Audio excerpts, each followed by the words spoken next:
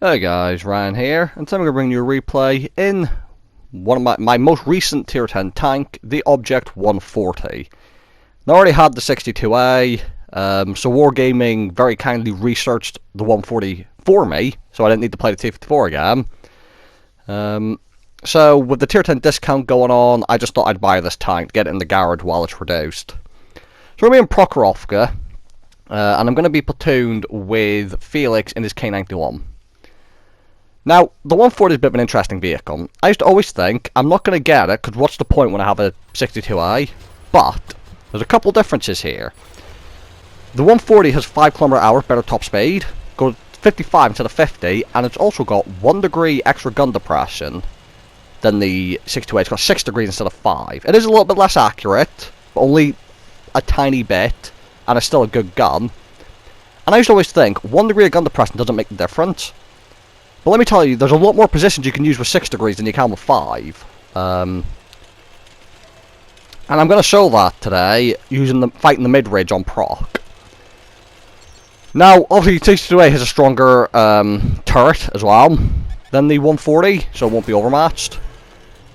And the thing I want to get across is, 5 degrees of gun depression, you could still have great games in quite often. Like, 5 degrees is fine, because the T62A and the Tier 9 tank, the T54, which I'm sure everyone will agree is a great tank, is, you know, only got 5 degrees of gun depression, and it's still a great tank. But, having that extra grade just makes things a little bit more comfortable. By the way, you'll see I've got Premium Fusible on this tank. I'm probably not going to always use that. Because of the new update and the new reload speed stuff, basically on every tank I've been playing, I've been throwing the Premium Fusible on just to see what kind of reload I can get on vehicles. So this was my second game in the 140, so just giving it a go. So here you go. Conqueror. I'm actually hold down right now. I'm going to activate the Premium Food consumable to see what my reload gets down to, and you're going to say, I'm at about 4 point something seconds, can't quite see through the ready thing. 4.3 or 4.4 second reload on this, which is more than enough to permatrack that Conqueror. Now he disappeared from sight. I probably could have stayed there and gone for the blind shot. However, when I get spotted, I need to move. And it's actually the QL who's fighting mid-ridge trying to spot me. And he's got 7 degrees of gun depressed, so he can also fight there. But there isn't artillery, so I need to be careful. So on the move, and this is where, again, the better top speed comes into play, especially when you start going on the downward slope. As you see, I was doing 54 there, T2A has a top speed of 50.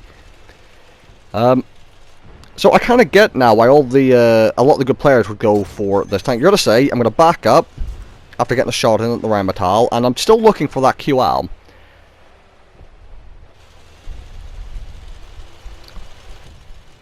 QL is a very dangerous tank. I've made sure to come far enough to the western side of the map that the hill cannot shoot at me. Now I'm coming towards this rock to try and keep it as cover from the QL. And look at this, I can just about get the gun depression to hit that Rheinmetall Borsig while staying hull down. In a T62A, I probably wouldn't have been able to hit that shot or get the gun depression to hit that shot. So, I've not played too many games this tank, but I'm actually already quite enjoying it, which I knew I would, because I love the 62i. It's actually one of my favourite tanks, the 62i. And this just being basically a more comfortable to use one, which, as I said, a little bit less accurate, and doesn't have the stronger turret armor, meaning that if you go for a brawl, point blank range, most things are shooting to the top of your turret, and they're going to overmatch you.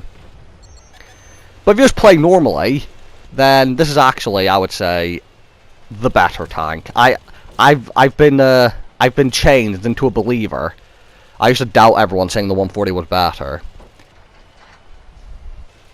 So basically what I'm trying to say here is, if any of us are going to the T54 grind right now and you're deciding which one to pick, I would actually say the 140, just because it's easier to use. So for good players, you can use more positions. For not so good players, it's just a bit more friendly to you, because again, you can go hold out a bit more, you're a bit faster, so you can run away quicker if needed.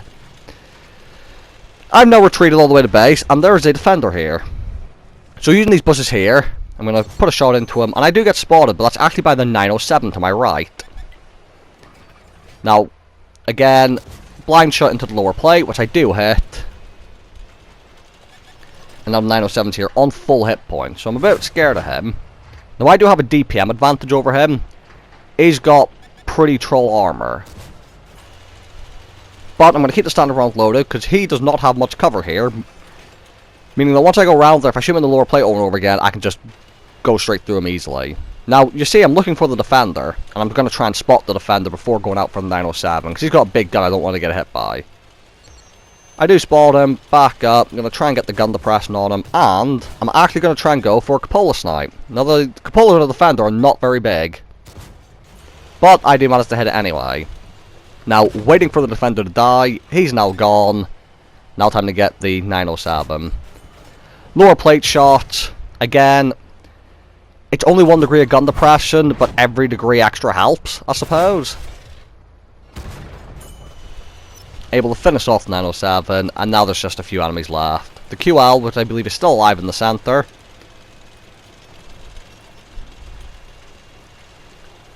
And now, I'm not going to get to do much the rest of this game, but it is worth noting that for cleanup at the end of the game, again, the 140 has the advantage just because of that extra top speed. So, that's just something else to bear in mind when deciding between the two tanks. But all in all, this was my second game. The first game I got slapped by a T92 on Pilsen, so that didn't go too well. But, so far, in my experience, great tank. Highly recommend, and if like me, you've already got the 62A, it's worth getting this anyway, if I'm honest. 1, tier 10 discounts are on, and 2, even if you do have to regrind the T54, the T54 is such a good tank to where it's not even that bad for you to grind both the 62A and the 140. Trust me, the T54 was a very enjoyable grind. So this game ends here. I didn't do much special, kind of spent most of it fighting mid-ridge before going back to defend train tracks at the end there. But overall, as we get off this little screen here, there's another issue. I kept forgetting to click off this screen. 4200 damage, 2000 assistance, 3rd on the XP. The cavity and the QL lighting both did excellent as well. And overall, nice little example of what that extra 1 degree of gun depression can do for you, especially on a map like Proc with that mid-ridge. So thank you guys for watching. Hope you guys enjoyed the video, and I'll see you all in the next one.